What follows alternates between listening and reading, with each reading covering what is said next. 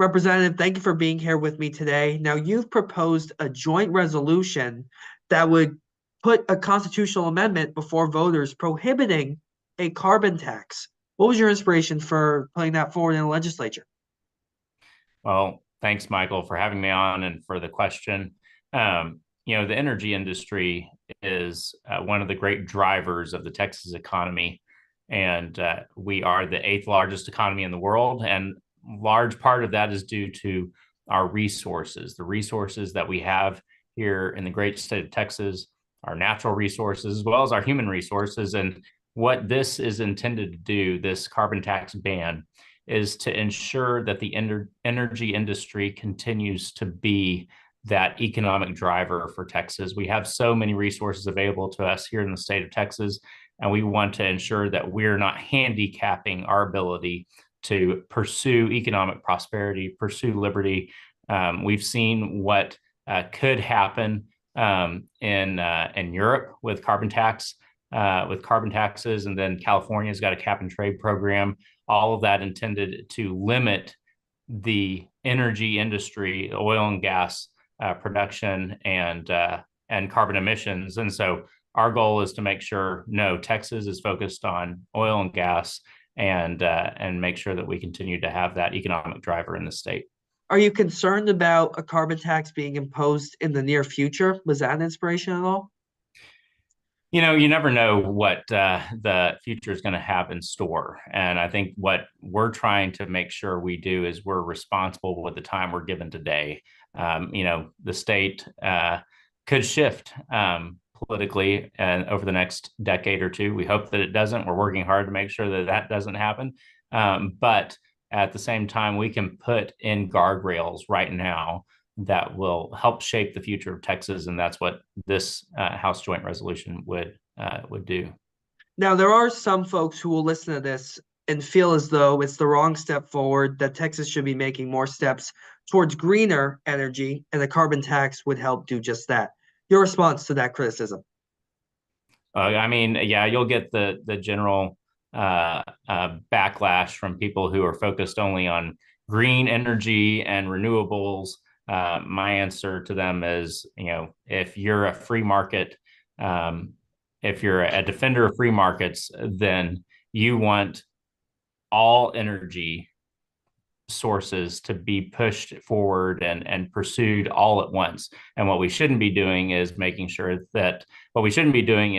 incentivizing with tax subsidies the green energy options that are available to us today. So solar and wind, those are the lifeblood of those is subsidies. And that's the reason why we've seen that pursued here in the state of Texas.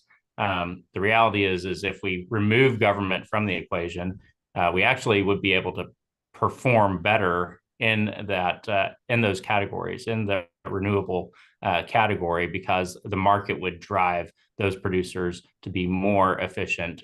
Government being involved in the equation is not helpful. So we'll get pushback probably from the renewable crowd, but the reality is this: they're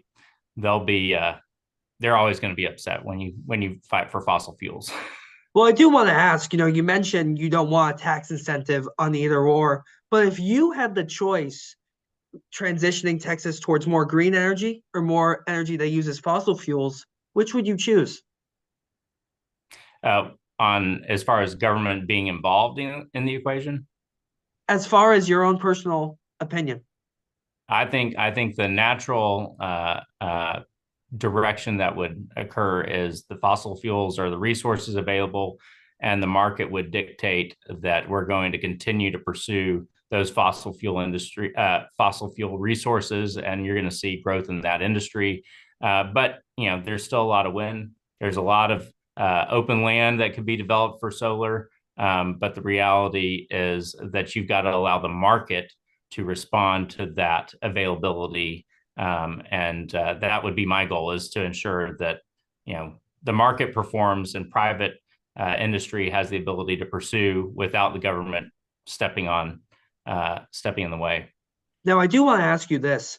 During the Biden administration, during their time in office, the amount of oil we produce in the United States, I believe, reached an all-time high. So with that Right. being said, are you at all concerned about future energy levels in Texas, that that rate could go down, or that energy will just become an issue in this state? I'm curious to hear your response. I'm not worried about that. I mean, the economy, Texas economy is continuing to grow dramatically. I mean, we still have over 1,000 people who are moving here every day. And so the reality is we can continue to produce that energy. Hopefully we'll be able to export those resources to other states as well as to other countries. I mean, Texas is the leader in the energy industry, and we're going to continue to fight for that. Now, this is a bit different than a law. This is a joint resolution. What does that entail on your end, and how would the legislature, go about passing this? Is it the same? You need a majority? Do you need a two-thirds? Walk me through. So we'll have to push it through the House and then also on the Senate, and then there will be a constitutional, assuming it passes both houses with a two-thirds majority. So yes, we will have uh, uh, that amendment submitted to the voters in the general election this November, November 4th. And so that's what we're working to do. We're working to make sure we get co-authors and we push this forward in both chambers, and that way we can get that done.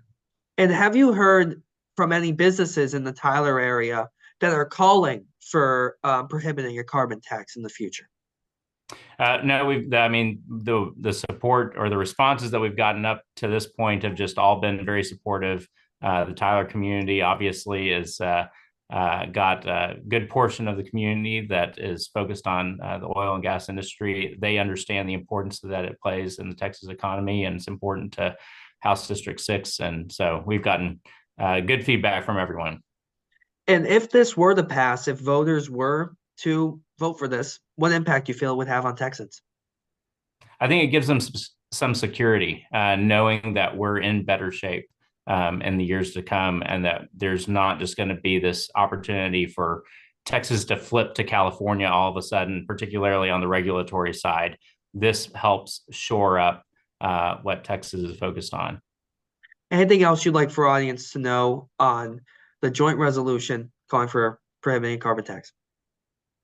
No, I appreciate the opportunity to visit today. You know, we're focused on making sure that we implement good policy at the state level that makes sure that Texans are continuing to be prosperous, continuing to be free, and that we have the ability, the infrastructure for the Texas economy to be the success story that it's been over decades. And we want to continue that in the future.